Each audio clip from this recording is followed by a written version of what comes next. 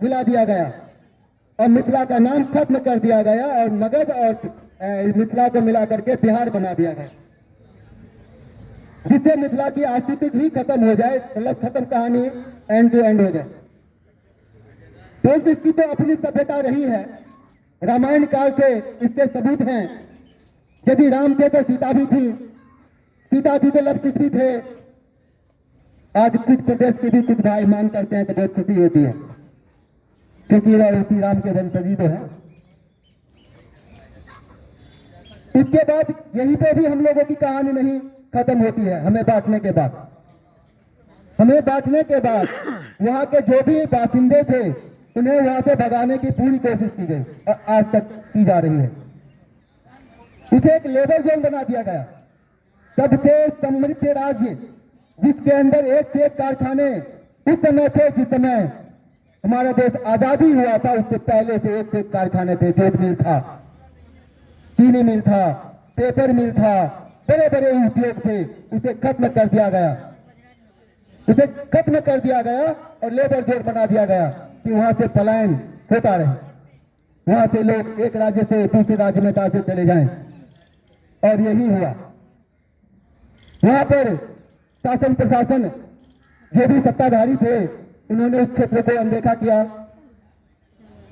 उधर विकास का कोई भी कार्य नहीं किया। वहां जातिवाद की राजनीति करके जनता को आपस में लड़ाया और आज भी लड़ा रहे हैं। और वहां के जो मूल निवासी थे उन्हें पलायन करने पे मजबूर कर दिए, क्योंकि वो पलायन करेंगे, रोटी तो चाहिए ना, रोटी तो चाहिए ना। जब आपके खेत में रह जाएगा, आपकी इंडस्ट्री खत्म हो जाएगी तो आपका गुजारा फिर खेतों से चलेगा, फसल हो जाएंगे, उगाएंगे, खेती करेंगे। तो वहां भी नेपाल के माध्यम से पानी छोड़ दिया जाता था, बाढ़ होता था। बाढ़ के बाद यदि फिर भी आप बच गए, आपका फसल थोड़ा बहुत हो गया तो रातों रात कटवा दिया जाता था। आपके बांस काट लिए जाते थे, आपके पेड़ पौधे काट लिए जाते थे, आपके गेहूं धान की फसल को रातों रात काट लिया जाता था। अब किसान करेगा क्या, खाएगा क्या, मिट्टी थोड़ी नहीं खाएगा। हमारे में कहावत है, माँ की हद कब तक की लोग अन्य तक है। जब अन्य नहीं उठेगा, अन्य नहीं देंगे तो खाएगा क्या, आदमी जिएगा। इसलिए उसको भागना पड़ा, पलायन पीढ़ी दर पीढ़ी होती रही। आज लगभग आजादी के इतने दिन बीत जाने के बाद भी वहां पलायन का दौर जारी है। वहां पर हर एक घर में बड़े बड़े ताले लटके हुए हैं। आप गांव में घूम कर देख लीजिए, यदि एक गांव में आपको 1000 घर मिलेगा तो 900 घरों के अंदर ताले लटके मिलेंगे। अगर 100 घर आपको मिलेंगे तो उसके अंदर बूढ़े मिलेंगे, बूढ़े और बुढ़िया लोग। वो अपने ही गाँव का इंतजार करते हुए कि बेटा त्योहार में गाँव आएगा, छठ पे गाँव आएगा, दीपावली पे गाँव आएगा, होली पे गाँव आएगा, उसका चेहरा देखूंगा।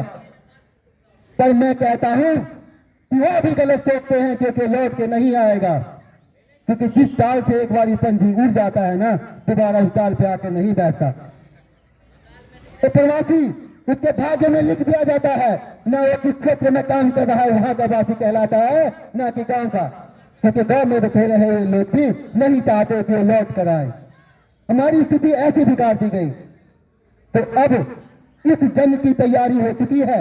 हमें मिथिला राज्य चाहिए, शासन प्रशासन से खुलेआम कहते हैं चाहिए, क्योंकि हमारा प्रदेश मिथिला विदेश राज्य के नाम से भी जाना जाता है। तिरहुत के नाम से भी आप लोगों ने नाम सुना हुआ है, यानी बहुत मीठा प्रदेश, चीनी का शहद से भी मीठा। वहां पर साधु संत महात्मा ही रहते हैं, उन्हें किसी चीज से लगाव नहीं है, लड़ाई झगड़ा नहीं करते, तो प्रेम में अपना सब कुछ देने वाले लोग हैं। तो देते देते जब अति हो जाती है ना, तो फिर लेने की भी बारी आती है। क्योंकि जब हांडी का मुंह खुला हो तो बिल्ली को भी सर्व करनी चाहिए, और जब बिल्ली सर्व करना बंद कर दे तो उस बिल्ली को पकड़ के उबलते हुए दूध में उसका मुंह डाल देना चाहिए कि दोबारा दूध को देख करके भागता फिरे। तो वही अब करना होगा। यदि मिथिला राज्य हमें नहीं देते हैं तो सरकार को चेता देता हूं मैं कि उन्हें आने वाले समय में हमसे युद्ध करना होगा। यदि हमें बागी बनना होगा अपनी पहचान को बचाने के लिए,